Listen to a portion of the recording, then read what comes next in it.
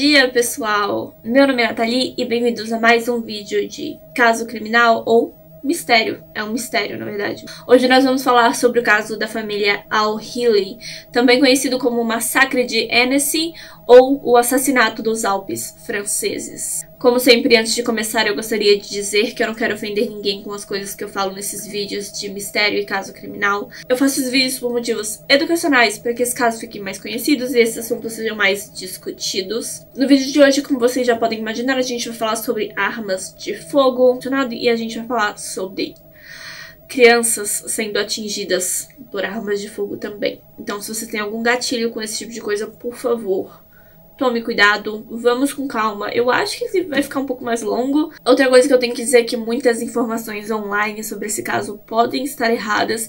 Além disso, aconteceu na França. O tanto de informações que dá pra encontrar fica meio limitada, porque eu não falo francês. Então, se parecer que eu tô pulando informações, é porque nem tudo que eu encontrei online parece fazer sentido na história. Mas eu acho que o roteiro ficou bem coeso. Eu acho que o negócio ficou bem organizado. A família Al-Hili vivia na vila de Claygate, em Surrey, na Inglaterra. O pai era Saad Al-Hili, de 50 anos. A mãe era Iqbal, de 47 anos. Eles tinham duas filhas chamadas Zainab e Zina, de 7 anos. A Zainab e a Zina tinha 4 anos. E eles também viviam com a mãe da Iqbal, a Suhaila, de 74 anos. A família tinha origens no Iraque.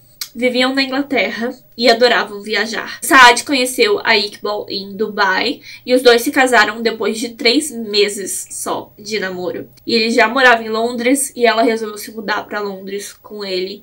E aí a sogra foi junto, acompanhou o casal. A Iqbal era dentista e o Saad trabalhava em designs aeronáuticos. Ele tinha a própria empresa de design e ele também trabalhava para mais duas, como diretor e como engenheiro mecânico. Ele era muito bom no que fazia e trabalhava muito. No dia 5 de setembro de 2012, a família estava acampando nas margens do lago Annecy. Annecy? Eu acho que é Annecy. Nos Alpes franceses, na França. Naquela manhã, Iqbal foi com as filhas colher maçãs nos pomares. Por volta da 1 da tarde, Saab e Suhaila se juntaram à família de carro e o dirigiram até a vila de Chevaline. Eles subiram uma colina e entraram em um estacionamento. Todos os relatos, a partir desse momento, vêm da filha mais velha, a Zainab, de 7 anos. Ela disse que o pai saiu do carro e levou ela com ele. Um ciclista passou pelos dois e cumprimentou a família e, de repente, os tiros começaram. Tiros vindo de algum lugar que ela não conseguia ver. Saab logo correu para se esconder atrás do veículo, mas a Zainab, ela não conseguiu chegar até o carro. Ela estava muito assustada e ela ficou paralisada lá e ela também foi atingida no ombro. O Saab, então, entrou no carro e tentou dar a volta para sair daquele lugar, ou para pelo menos proteger a família, sabe? Ele tentou dar a volta e fazer uma ré para conseguir fazer um retorno pela mesma rua, mas ele acabou entrando de ré na mata, que estava do lado da estrada. Tinha mata, né? Não era uma estrada com calçada nem nada disso. Então ele acabou atingindo o ciclista que estava atrás do carro e também ficou atolado, com os pneus atolados na lama atrás ali, na beira da estrada. Algumas pessoas acham que o ciclista foi morto pelo atirador e depois ele foi jogado atrás do carro pelo atirador, mas não tinha nenhuma impressão digital nele, mas tipo, não parecia que ele foi atingido pelo carro, parecia que ele foi atingido pelos tiros e aí jogado atrás do carro do Saab. Quando percebeu que bateu em alguma coisa, o Saab provavelmente viu o assassino chegando mais perto com a arma, ainda atirando no carro da família, e ele estava preso porque o carro atolou na lama, né? Ele não conseguia sair de lá. E aí, minutos depois, um homem chamado Brett Martin, que passeava de bicicleta pela mesma estrada, chegou na cena. Ele estava pedalando naquela direção esse tempo todo, mas ele não ouviu nenhum tiro, nenhum grito, nada. Ele ficou muito assustado quando chegou lá, porque ele realmente não tinha sinal nenhum de que aquilo estava acontecendo. Ele viu 3 pessoas mortas num carro. Saad, Iqbal e Suhaila, todos com 2 tiros na cabeça, além de outros tiros que acertaram o carro. A Zainab ainda estava do lado de fora do carro, desmaiada. Ela foi atingida por um tiro no ombro e ela levou uma coronhada na cabeça. Brett usou Brett, o cara que chegou na cena do crime, né? Ele usou uma técnica chamada Recovery Position para que ela não parasse de respirar enquanto ele chamava a ambulância. Essa Recovery Position é quando você coloca uma vítima que foi machucada, mas não teve nenhum osso quebrado. Ele colocou a menina de lado, com uma mão abaixo do rosto, apoiando a cabeça, para não machucar a cabeça, né? E o joelho que fica em cima, quando a pessoa estiver de lado, né? Dobrado. Assim, a pessoa não rola, ela não fica de barriga para baixo, nem de barriga para cima, e ela consegue respirar melhor. Eu achei isso muito interessante, então eu resolvi falar para vocês, quando vocês estiverem com alguém machucado de alguma maneira. Recovery Position, olha só. O Brett também checou se o ciclista estava vivo, mas ele não estava. O nome desse ciclista era Sylvain Molière, ele tinha 45 anos de idade e ele era um morador local. Ele era pai de 3 filhos. Não sabemos o que ele tinha a ver com a família, provavelmente nada. Brett, então, desligou o motor do carro, que ainda estava ligado, né, depois de tudo o que aconteceu, e precisou pedalar colina abaixo para encontrar sinal, porque lá em cima não tinha sinal de telefone. Eu sei que eu não mencionei uma das filhas, a Zina, e eu já vou falar sobre ela depois. O grupo de resgate e a polícia chegaram depois das 4 da tarde. Os policiais se esforçaram para não mexer em nada até que os especialistas forenses chegassem e olhassem tudo.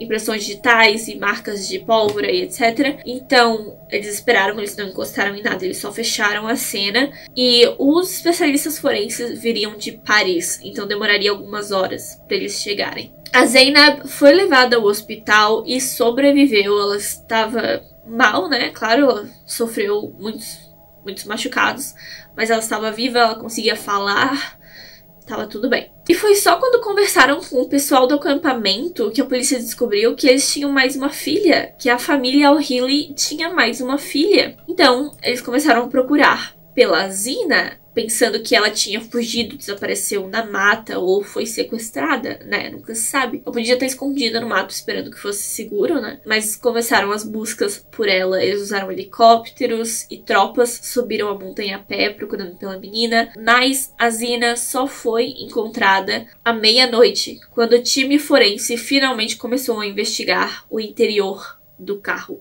Eles foram com muito cuidado, investigaram toda a lataria do lado de fora, as portas, os furos de bala no vidro, tudo com o maior cuidado. E coletaram todas as evidências do lado de fora antes de abrir o carro e coletar as evidências do lado de dentro, né? Pra não destruir qualquer prova que poderia ter lá. E a Zina, de 4 anos, foi encontrada dentro do carro. Ela estava há 8 horas escondida debaixo da saia da própria mãe.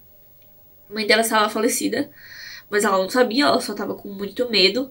E ela não foi atingida por nenhuma bala, porque ela era tão pequenininha que ela tava lá debaixo da saia, debaixo dos bancos do carro. O assassino provavelmente nem viu que ela tava lá. E ela tava com tanto medo que quando a polícia chegou, ela simplesmente ficou lá escondida. As 2 meninas, então, foram pro hospital, se acalmaram. A Zainab estava bem, ela acordou bem. Então as 2 contaram pra polícia o que aconteceu na medida do que era possível, né? Uma menina de 4 anos e uma menina de 7 anos, elas não iam conseguir explicar perfeitamente o que viram, mas elas conseguiram dizer, assim, no geral, o que tinha acontecido. Nenhuma das 2 viu o agressor, o assassino, nenhuma das 2 viu a pessoa, elas só viram os tiros. Era toda a informação que os policiais tinham, era essa. Mas as autoridades estavam achando isso muito estranho, porque nada assim acontecia naquela área. Tanto que esse caso ficou conhecido como o caso Hennessy, porque aconteceu por perto do rio Hennessy. Não tinha nada relacionado a isso, que jamais aconteceu naquele lugar, naquele rio, perto daquele lago, naquele camping. Nada assim, nunca tinha acontecido. O fato de serem imigrantes iraquianos que viviam na Inglaterra e foram assassinados na França não ajudou em nada, porque a polícia francesa passou o caso para os ingleses, e os ingleses preferiram que os franceses resolvessem o caso, e aí, eventualmente, eles tiveram que se juntar e decidir que iam ter que investigar tudo juntos, né? Porque poderia ter provas na Inglaterra, assim como poderiam ter provas na França. Mesmo assim, foi muito difícil. Mas vamos às evidências, né? Primeiramente, só havia um tipo de munição na cena. Eles acreditavam que havia apenas uma arma que foi usada pra fazer tudo aquilo e que foi só uma pessoa, foi só um assassino, um atirador. Não havia impressões digitais, não havia DNA, não haviam pegadas, nada. E as meninas, como eu disse, elas também não viram ninguém. É isso que a gente tem de evidência, pessoal. A primeira teoria da polícia era de que foi um maníaco, alguém que estava em um momento de crise, pegou a sua arma, parou no meio do mato ali na beira da estrada e esperou que alguém passasse pelo estacionamento. Não importava quem fosse, ele ia atirar. Parecia que era uma pessoa assim que não tinha... simplesmente ia atirar no primeiro que aparecesse. A pessoa provavelmente sabia que era uma rua sem saída e que o único retorno era por aquele estacionamento, mas foi tudo tão bem feito que os franceses sugeriram ser um assassino profissional. Eles não achavam que era só alguém no meio de um surto psicótico que fez a coisa de uma maneira tão limpa, de uma coisa tão perfeita. Mas o que eu pensei? Eu pensei que se for uma pessoa que tem uma arma à distância, né, que consegue atirar a longas distâncias, ela consegue fazer isso bem de boa. A única parte complicada é a coronhada que a menina levou, né? E o fato de que o ciclista parecia ter sido arrastado para trás do carro. Ele não parecia ter sido atingido pelo carro. Então essas são as únicas partes que ficam mais complicadas de entender. Mas eu não vejo por que não poderia ser uma pessoa num surto psicótico. Mas aí, né, a França sugeriu que podia ser um assassino profissional. Então eles começaram a procurar evidências de que pudesse ser um assassinato profissional. Bom, Saad Al-Hili era engenheiro, como eu disse, e aparentemente ele estava participando de um contrato com a Defesa Aeronáutica Europeia e estava sob observação do governo. Que governo? Que aeronáutica? Não sei. Porque essa teoria não faz muito sentido. As autoridades negaram isso tudo, da Inglaterra, eu acho, as autoridades negaram isso. Ele era só mais um engenheiro de manutenção, ele fazia manutenção da aeronáutica. Só isso. Ele não era tão importante assim a ponto de estar sob observação do governo, nem nada do tipo. Aí a mídia resolveu focar no Sylvain Molière, né? A polícia fazia quase tudo em segredo, mas a mídia faz a sua própria pesquisa, né? Tem seus próprios detetives. Então eles resolveram focar no Sylvain. O Sylvain é o ciclista que faleceu, né? Ele trabalhava com metais em fábricas e a fábrica em que ele trabalhava estava envolvida na indústria nuclear. Então começou um pipipipopopó de que tinham descoberto algo terrível na usina, que estava matando todos os funcionários da usina que tinham descoberto esse segredo. Mas não, Sylvain só era mais um funcionário da fábrica. Ele nem lidava com documentos e planos nucleares e essas coisas. Não, ele só trabalhava na fábrica. Ele só fabricava as coisas. Ele tava ali, tinha os negócios de metal. Ele não tinha nada a ver com a administração, nem os planos nucleares. Ele não tinha nem como descobrir essas coisas. Então passou essa ideia também. Ok. Então, eles logo perceberam que a família Al-Hili provavelmente era o alvo desse ataque. O Sylvain foi só uma pessoa que passou lá e acabou sendo pega no meio do tiroteio. Para não ser reconhecido, provavelmente o assassino atirou nele várias vezes para que ele não falasse quem ele era. E também deu a coronhada na cabeça da menina para que ela não falasse, né? Não se sabe se ele planejava matar a menina ou se ele deu a coronhada justamente para que ela não morresse, para que ela sobreviver. Você vai ver, ele era o tipo de pessoa que tinha essa regra de não matar crianças. Mas é uma teoria também, né? De que o Sylvain Molière, ele não tinha nada a ver com a história. Outra coisa que levou os policiais a pensarem na hipótese de ser um assassino profissional é que ninguém ouviu os tiros vindos de lá, né? Foram muitos tiros. Foram, se eu não me engano, eu vou falar isso depois, mas não tá aqui na parte do roteiro que tá na minha frente. Mas se eu não me engano, foram 25 tiros. E ninguém ouviu nada. Então acredita-se que ele tinha um silenciador e que ele estava preparado, né, para não ser pego. A arma usada, então, o modelo usado baseado nas balas, né, e nos cartuchos que foram encontrados no local. Eles descobriram que a arma usada era um modelo da Primeira Guerra. Ela era fabricada principalmente na Suíça, o que é interessante porque os Alpes franceses, onde tudo aconteceu, é um lugar que fica a 65 quilômetros da fronteira com a Suíça. Então será que o nosso assassino é suíço? Existe essa ideia. Mas isso, é claro, complicaria ainda mais o caso, porque agora a gente precisa das autoridades suíças também nessa história, né? Voltando a falar da arma, ela só aguenta 8 balas no tambor de cada vez, e a polícia encontrou 25, eu estava certa. A polícia encontrou 25 cartuchos lá, indicando que foram 25 tiros. Ele usou a primeira vez, recarregou mais uma vez, usou, recarregou mais uma vez, usou e aí recarregou mais uma vez para só dar mais um tiro. Então, acredita-se que ele deu a coronhada na cabeça da menina justamente porque ele não queria matar uma criança. Mas o fato dele ter usado uma arma tão pequena e antiga, é uma arma pequena, a polícia indica que ele não era profissional, que ele era só mais uma pessoa normal, porque um profissional teria atirado de longe e teria atirado o mínimo possível e provavelmente usaria uma arma com uma mira melhor, né? Mas não foi isso que ele fez. No dia 10 de setembro de 2012, a casa da família O'Reilly foi vasculhada pela polícia da Inglaterra e eles encontraram uma substância explosiva. Todo o quarteirão foi evacuado, o esquadrão antibombas foi chamado e adivinha? Não era uma substância explosiva, eles estavam só exagerando. Eram só as coisas do engenharia aeronáutica que o Saab trabalhava, eram só material de engenheiro dele e eles achavam que era uma bomba, que era material explosivo. Vamos se acalmar. Um mês depois disso, em outubro, policiais descobriram que o Saab, ele visitou um banco na Suíça, né? Como eu disse, fazia fronteira com a Suíça ali. Antes da família visitar a França, ele visitou um banco na Suíça e ele foi lá mexer numa conta que ele tinha. Nessa conta de banco havia aproximadamente 980 mil dólares. Provavelmente vindos da herança do seu pai, que faleceu um tempo antes. Então vamos falar um pouco do pai e dessa herança dele. Dizem que houve uma briga entre o Saab e o irmão dele, Zaid, por causa da herança do pai. Os dois só se comunicavam legalmente pelos advogados e o Zaid, é claro, se tornou suspeito nesse caso porque ele queria roubar esse dinheiro que o irmão ganhou da herança. Aparentemente, o Zaid conseguiu uma boa quantia pela herança, mas ele queria a casa do pai. E aí foi aí que a picuinha começou, porque ele queria a casa do pai e o Saab foi morar na casa do pai. Aquela casa em que ele morava com a família, ele foi morar lá com... Era a casa do pai dele.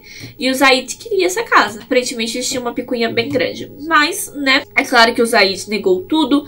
Disse que nunca mataria o seu irmão por dinheiro. Que o negócio estava ali sendo feito legalmente. E que não era uma briga gigante entre eles. Era só uma coisa que só falavam sobre aquilo legalmente. Porque eles não queriam, é claro, ficar... Justamente, eles não queriam ter uma briga de verdade por causa de dinheiro. Em 2013, o Zaid foi preso como suspeito de conspiração para cometer um assassinato. Mas ele foi liberado em 2014, porque não haviam evidências o suficiente contra ele, não tinha nada que incriminava ele de verdade, e a verdade é que não tinham evidências o suficiente para incriminar ninguém. Esse crime foi muito bem feito, quer ele tenha sido feito por um profissional ou por alguém que só estava tendo um surto psicótico e resolveu atirar na primeira família que chegasse naquele estacionamento, a pessoa provavelmente nunca vai ser pega. Essa é a verdade. Mas ainda tem algumas teorias, alguns fatos interessantes sobre essa família que eu gostaria de falar sobre pra você, se você ainda tiver um pouquinho do seu tempo, se você quiser ouvir o resto da história. Houveram pessoas que disseram ter visto uma BMW prateada no local e outras pessoas que disseram ter visto uma moto.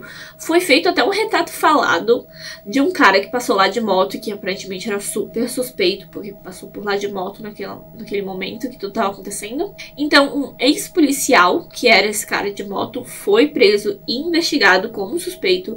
Ele tinha uma arma de um modelo muito parecido com a que foi usada na cena do crime. Os cartuchos foram encontrados, combinavam com uma das armas que ele tinha, mas ele foi liberado. Realmente, assim como eu disse, não tinha o suficiente para incriminar ninguém. Houveram também outros suspeitos, mas como eu disse, nenhuma evidência. Em uma reviravolta, a polícia começou a achar que a família O'Reilly tinha ligações com o Saddam Hussein. Eles achavam que devia ter um motivo para o Saad ter saído do Iraque quando era tão novo. E achavam que tinha alguma coisa a ver com Saddam Hussein. E uma reviravolta ainda maior de eventos, meio que tinha.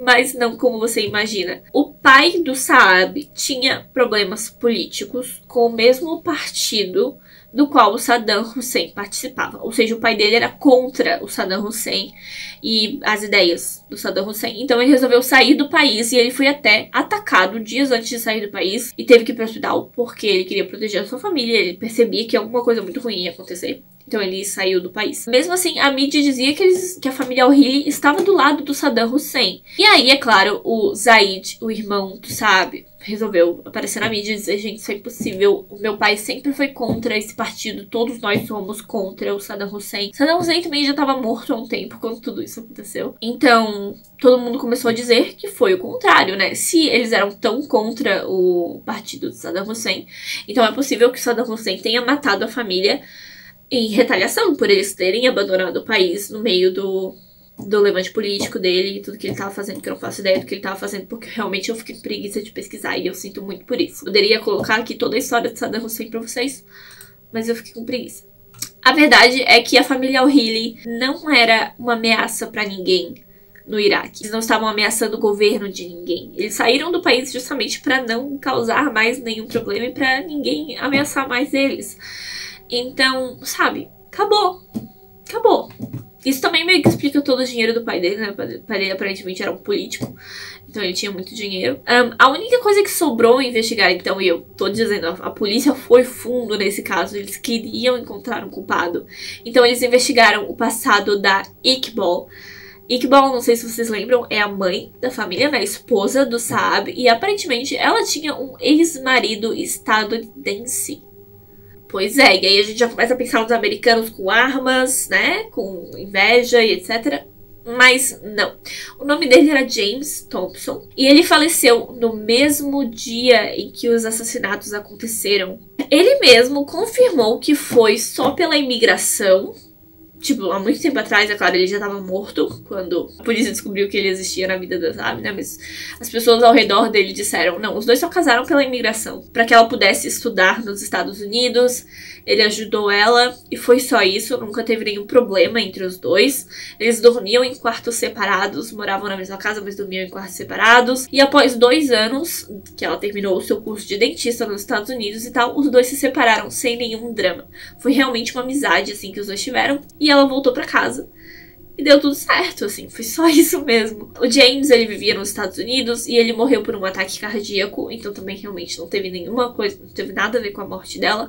Foi só uma coincidência bem forte, né, uma coisa bem intensa de se imaginar, né, tipo, você morrer no mesmo dia que o seu ex-marido, é uma coisa bem interessante. Mas longe de tudo isso, nada a ver com a história da família al-Hili, só uma grande coincidência. E aí a gente fica zerado. Ninguém tinha nada contra essa família. Ninguém tinha motivos pra querer eles mortos. Ninguém tinha nada contra o ciclista que passou por perto. E fica só a ideia realmente de que foi uma pessoa em um surto, um momento de violência, que apontou a arma pra rua e disse: eu vou matar o primeiro carro que passar aqui, eu vou matar. Eu vou atirar. E aí quando viu que tinha crianças, né, não quis machucar as crianças. No caso só viu a Zainab, né, e foi isso. Essa é a história de hoje, pessoal. Eu espero que não tenha ficado muito ruim. Eu sinto que hoje meu cérebro tá flutuando, assim, tá difícil, hoje tá complicado. Mas eu tinha que gravar vídeo pra vocês e eu espero que vocês tenham gostado. Como sempre, muito obrigada por assistir até aqui. Muito obrigada se você deixou o seu like, se você deixou seu comentário, se você se inscreveu no meu canal. Muito obrigada também se você compartilha os meus vídeos com seus amigos e com a sua família. Muito obrigada por assistir até aqui. Eu vejo vocês no próximo vídeo. Tchau!